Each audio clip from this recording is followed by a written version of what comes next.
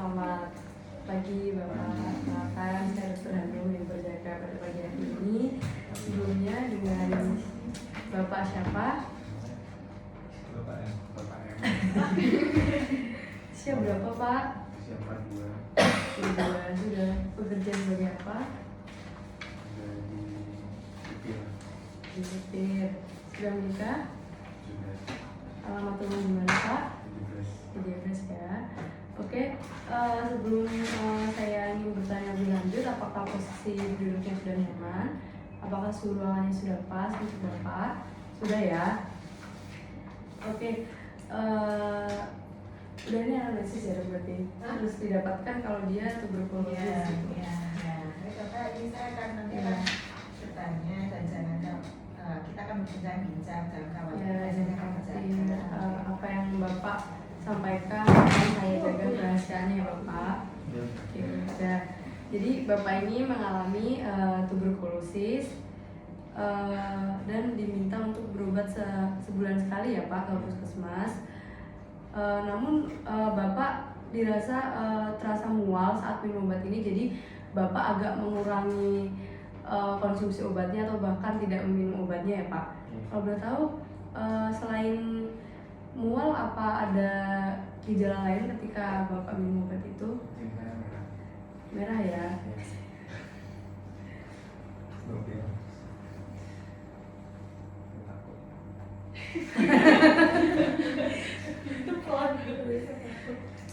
Takut gimana Pak maksudnya? Kok bisa merah? Kenapa itu? Ya itu memang resiko atau efek samping dari obatnya. Sebenarnya itu tidak terlalu berbahaya Pak. Kayak iya memang warnanya merah gitu aja. Lalu untuk rasa mualnya itu mungkin bisa diatasi dengan minum obat anti mual setelah makan, tapi tidak perlu sesering itu karena akan terasa tidak nyaman kalau misal Bapak terlalu sering meminum obatan yang terlalu banyak gitu. Jadi ketika dirasa sangat mual sekali itu baru Bapak bisa minum obat anti mual. Tapi berhubung obat tuberkulosis ini memang harus dikonsumsi secara rutin ya Pak ya, secara setiap hari kurang lebih 6 bulan atau bahkan lebih. Jadi sebenarnya Bapak tidak boleh melewatkan satu jadwal minum obat pun gitu ya Pak. Obatnya harus diminum juga. Maksudnya diminum bareng nggak Pak? Sebenarnya ketika Bapak merasa mual saja sih, walaupun kan minum obatnya setelah makan. Nah, kalau misal setelah makan itu masih terasa mual, bisa diminum obat anti mualnya Pak. Gitu. Jangan takut ya Pak, karena ini tidak beresiko berat atau masih aman kalau untuk kesehatan Bapak. Ya gitu. Sudah kalau kita Mungkin Bapak apakah ada tambahan lagi? Tidak ada ya? ditanyakan. Ada yang mau ditanyakan? Sudah. Jangan lupa ya Pak, selalu diminum obatnya secara rutin biar proses pengobatannya bisa segera selesai dan penyakit yang ada dalam tubuh Bapak bisa segera sembuh. Oke. Terima kasih ya Bapak. Buat kesimpulannya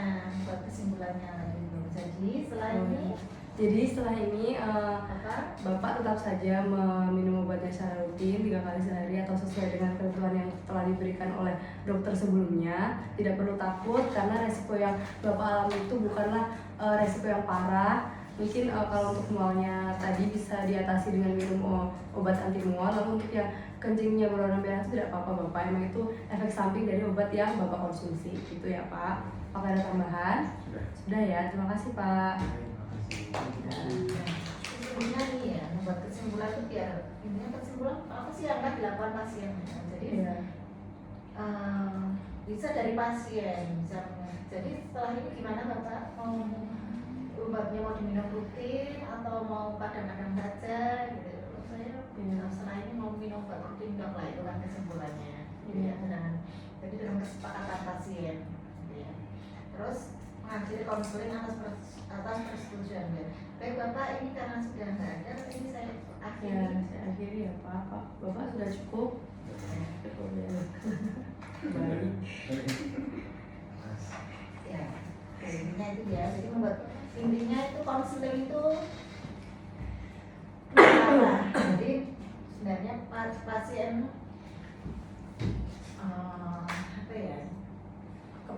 outcome-nya kan tetap ke pasien sebenarnya. Jadi kayak di akhir perlu ditanyain kembali dok kayak apakah sebenarnya. bapak mengikuti saran dari saya? Iya benar. Setelah ini bagaimana Bapak? Maksudnya kesimpulannya itu seperti itu. Apakah mau diminum terus atau tidak? Kalau tidak diminum terus, resikonya nanti pengobatan nggak bisa sembuh, malah membahayakan. Bisa pasiennya minta alternatif lain itu gimana dok? Kayak Ya disampaikan kalau ada alternatif lain, tapi kalau nggak ada ya bilang aja ini tidak ada obatnya, hanya ini. Gitu. Ya. Apa nggak ada obat lain yang nggak menyebabkan mual? Kalau sampai saat ini untuk obat tuberkulosis nggak ada, obatnya hanya ini. Misalnya kayak gitu. Kalau ada alternatif lain ya disampaikan nggak. Sebenarnya kalau alternatif lain itu misalnya dalam hal KB, pasien mau minta KB. Ini yang kayaknya ada di kasus. Itu kan ada alternatif. Kan ada yang pakai pil, ada yang pakai suntik, ada yang IUD, ada yang tubektomi, kayak gitu. Itu alternatif itu disampaikan biar nanti yang mengambil keputusan mungkin pasiennya sendiri. Oh saya mau pilih yang ini. Jadi pas waktu kesimpulan, jadi gimana Bapak? Bagaimana Ibu? Ini jadinya mau memilih yang mana? Itu mungkin kan pasien sendiri yang memutuskan.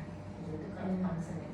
Kalau ini tadi kan lebih ke edukasi, jadi kasih tahu pasiennya, terus kesimpulannya pasien setelah ini mau ngapain? oh itu tadi ada ya dok yang KB? Isinya cairan sekali. Ada nggak sih?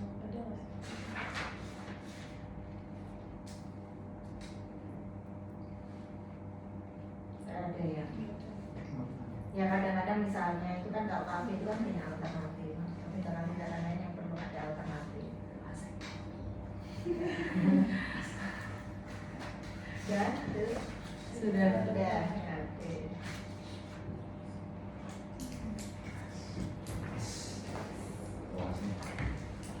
Ada yang mau nyoba lagi?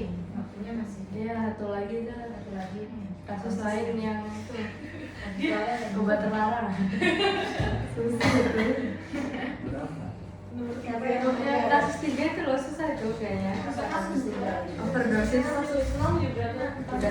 tidak tertolong jiwanya. Astagfirullah. Kasusnya apa?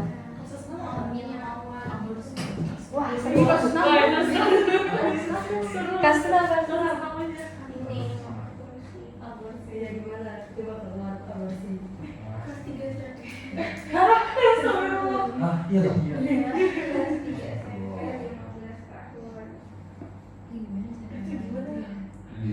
Beberapa bulan bayinya. Sebenarnya Udah tidak berapa mau, bulan bayinya? tapi khawatir ditinggalkan oleh J. Beberapa bulan. Udah berapa bulan? Ya,